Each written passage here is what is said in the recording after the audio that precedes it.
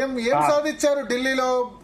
పొద్దు నుంచి మీ మీదే ఎక్కువ విమర్శలు ఉన్నాయి. ఓడిపోయిన ఆమ్ ఆద్మీ పార్టీ కంటే కాంగ్రెస్ పార్టీ ఓడించేసింది ఆమ్ ఆద్మీ పార్టీని. రాహుల్ గాంధీ ఓటమి కారణం. కాంగ్రెస్ పార్టీ ఇప్పుడు 4% నుంచి 7% ఓట్లు, ఆ 3% ఓట్లే Aam Aadmi party BJP difference అని చెప్తున్నారు. ఇప్పుడు రాజకీయాల్లో గెలుపోవటం సహజం. ఇప్పుడు వాళ్ళు 3 సార్లు గెలిచినప్పుడు మరి ఎవరు గెలిపించారు? కాంగ్రెస్ పార్టీ గెలిపించిందా? ఇప్పుడు కాంగ్రెస్ పార్టీ ఒంటరిగా పోటీ చేసింది. కాంగ్రెస్ పార్టీ ఒక నిర్ణయాత్మకంగా దేశవ్యాప్తంగా ముందుకు వెళ్తుంది.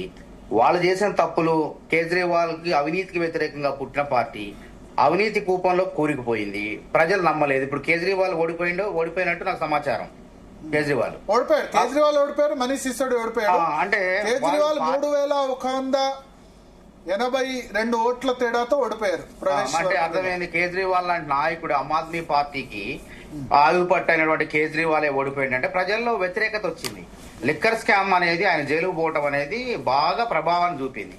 ప్రజలు కేజ్రీవాల్ పాలనపై విసుగు చెందారని అర్థమైంది. పాఠశాలను బాగు చేసినా, ఇంకెన్ని మాటలు చెప్పినా ఈ 2000 కోట్ల అవినీతి జరిగిందని చెప్పేసి అది ప్రజలందరూ నమ్మేశారు బలంగా.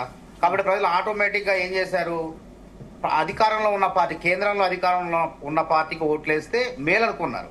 కాంగ్రెస్ కన్నా కేంద్రంలో బీజేపీ అధికారంలో ఉంది కాబట్టి రేపు రాష్ట్రంలో అనేక అభివృద్ధి కార్యక్రమాలు వేగవంతంగా ముందుకు పోవాలన్నా, నిధులు రావాలన్నా కేంద్రంలో అధికారంలో ఉన్న బీజేపీ ఓటేస్తే అని చెప్పి ఆ విధంగా ఓటేశారు. కాబట్టి కాంగ్రెస్ పార్టీ ఓటింగ్ శాతాన్ని పెంచుకుంది ఒంటరిగా. దాదాపు షీలా దీక్షిత్ నేతృత్వంలో 15 సంవత్సరాలు అంటే 3 సార్లు అధికారంలో ఉన్నది. ఆ తర్వాత కేజ్రీవాల్ గారికి అధికారం వచ్చింది. మరి 27 సంవత్సరాలుగా కేంద్రంలో అధికారంలో ఉన్న ఢిల్లీలో బీజేపీ గెలవలేకపోయింది. కానీ ఈసారి గెలిచింది. గెలవటానికి కారణం ఏంటంటే వాళ్ళు కేజ్రీవాల్ చేసుకున్నటువంటి తప్పులు, ఆయన తప్పులు ప్రజలు గమనించారు కాబట్టి ఆయన ఇంట్లో ప్రతిపక్ష పార్టీగా ఆయనకు అవకాశం ఇచ్చారు. కాబట్టి కాంగ్రెస్ పార్టీ 6 ఓటింగ్ శాతాన్ని పెంచుకుంది.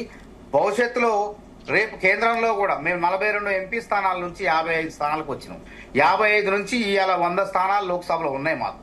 కాబట్టి క్రమక్రమంగా బలం పెరుగుతుంది. 240 రావాలంటే ఇంకో 2 ఎలక్షన్ తీసుకుంటారు. తప్ప అట్లే 2 ఎలక్షన్ అవసరం లేదు.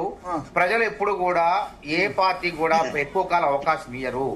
ఓడలు బండ్లు అయితే, బండ్లు ఓళ్లు అయితే రాజకీయాలు గుర్తుపెట్టుకోండి. మేము దేశవ్యాప్తంగా ఒకప్పుడు 2014లో అధికారంలో ఉన్నాం. భాగస్వామ్య పార్టీలతో ఏతో అయితే యూపీఏ 1, 2లో ఉన్నాం. బీజేపీ 2 ఎంపీల నుంచి ఇలా దేశవ్యాప్తంగా విస్తరించినంత మాత్రాన బీజేపీనే ఎల్లకాలం ఆ భారతదేశంలో వరకు బీజేపీనే ఉంటదనుకోవడం పొరపాటు. రాహుల్ గాంధీ నాయకత్వం వైపు కూడా ప్రజలు చూస్తున్నారు.